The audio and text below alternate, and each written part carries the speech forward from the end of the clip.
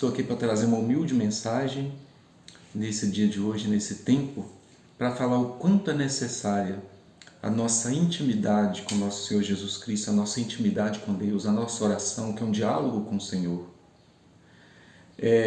Se você tomar o Evangelho de João, capítulo 1, versículos 38 e 39, você vai ver o seguinte: Jesus voltou-se e, vendo que eles o seguiam, disse-lhe: que estáis procurando? Disseram-lhe: Rabi, que significa mestre, onde moras? Disse-lhes: vinde e vede. Então eles foram e viram onde morava e permaneceram com ele aquele dia. Isso é claramente um convite amoroso, porque, mestre, onde moras? Quer dizer, eu quero conhecer sua casa, eu quero ter intimidade da sua família. Esse deve ser o nosso ímpeto. Mestre, onde moras? Ele: vinde e vede. Vinde. E eles permaneceram com ele. E no Evangelho de Mateus, capítulo 6, versículo 6, até fácil gravar, né? Mateus 6, 6. Tu, porém, quando orares, entra no teu quarto e, fechando a tua porta, ora a teu Pai que está lá, no segredo. E o teu Pai que veio no segredo te dará recompensa. Então olha só, entra no teu quarto, fecha a porta e ora a teu Pai que está no segredo. Então você leva simplesmente o suficiente. Só aquilo, a sua presença, que oração é presença. A nossa presença em Deus e a presença de Deus em nós. Então eu queria trazer hoje a humilde contribuição de um monge chamado François Cassindian-Trevedi.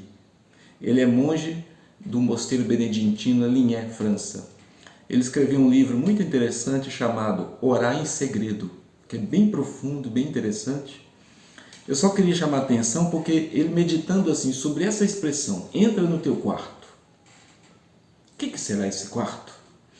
Aí ele vai até Mateus capítulo 17, versículo 4 a 6, que diz o seguinte: então Pedro, tomando a palavra, disse a Jesus: Senhor, é bom estarmos aqui.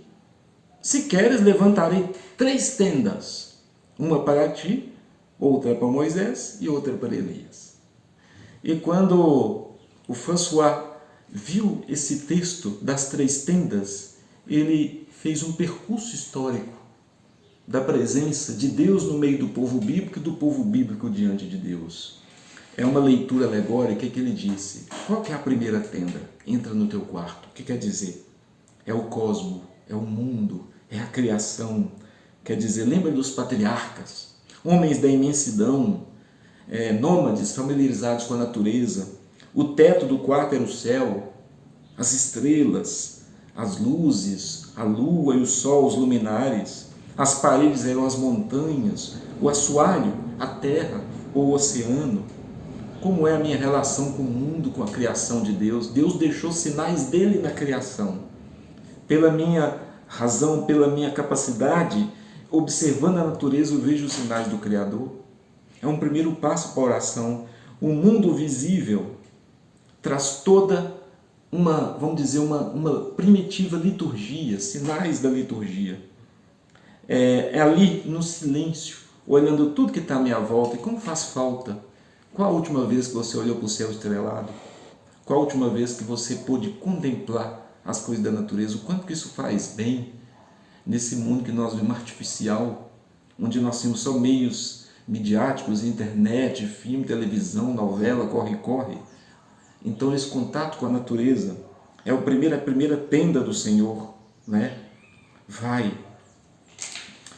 E entra no teu quarto. Qual a segunda tenda? A segunda tenda, a igreja, o templo, a eclesia, o templo. Entra no teu quarto, entra na tua igreja, entra no teu templo. A igreja deveria ser para nós entrar em casa. Muito mais casa do que as nossas casas.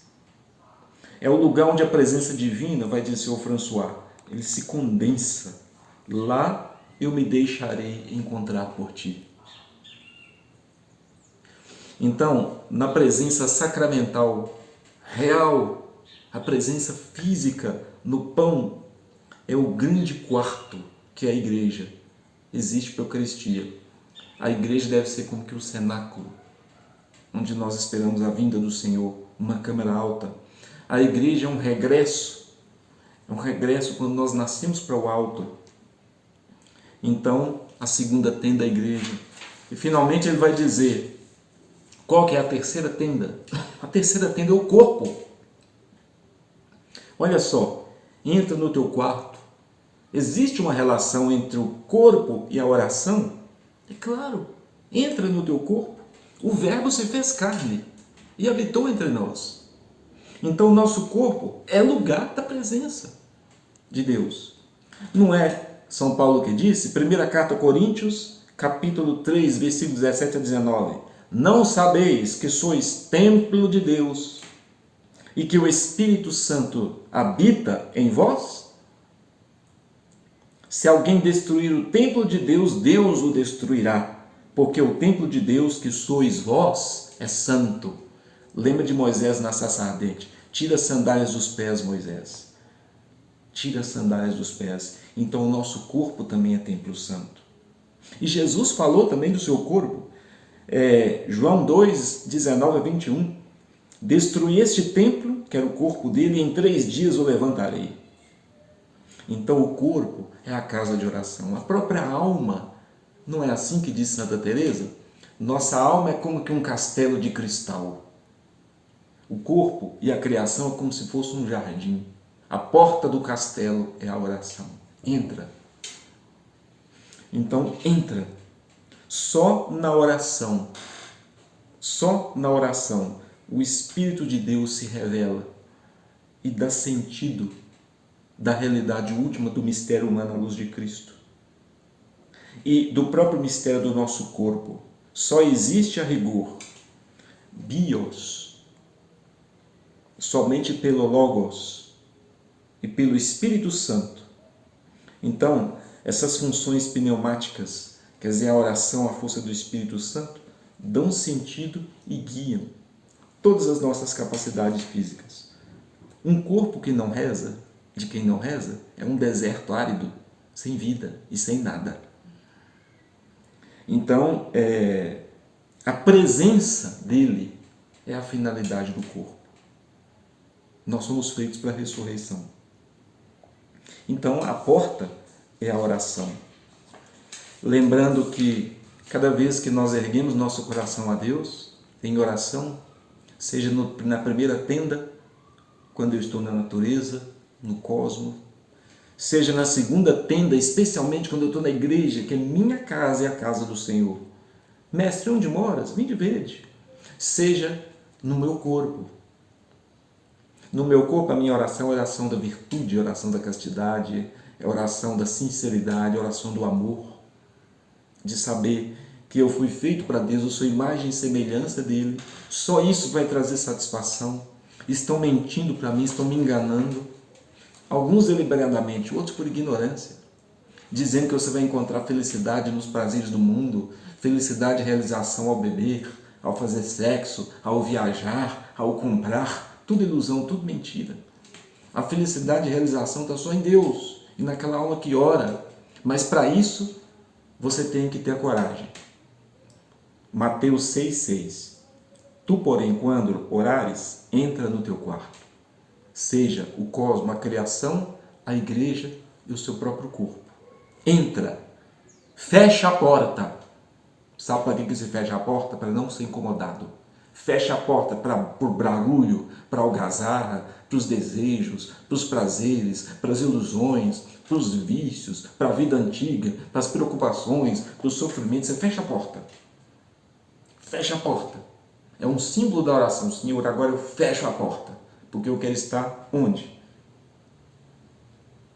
No teu secreto, no meu quarto. Ora ao Pai e Ele te dará recompensa. E finalmente, Êxodo capítulo 25, versículos 21 a 22. Porás o propiciatório em cima da arca, e dentro dela porás o testemunho que eu te darei. Ali virei a ti. E de cima do propiciatório, do meio dos dois querubins que estão sobre a arca do testemunho, falarei contigo. É Deus com Moisés. A tradução exata, ali virei a ti, o hebraico é Veno aderti lechasham. Eu me deixarei encontrar lá. Foi isso que Deus diz, Moisés, entra na tenda, vai diante da arca, eu me deixarei encontrar lá. Deus está falando para você hoje, entra no teu quarto, passa pelo templo da criação, o templo da igreja e o templo do seu corpo. Vai com sinceridade, vai com humildade, tira a sandália dos pés, fecha a porta para tudo mais. Eu me deixarei encontrar. Então, que a oração seja a sua vida, ela vai resgatar a sua verdadeira humanidade e que pela intercessão de Nossa Senhora da Luz, que o Senhor Deus te conduza e te guarde. Em nome do Pai, do Filho e do Espírito Santo. Amém.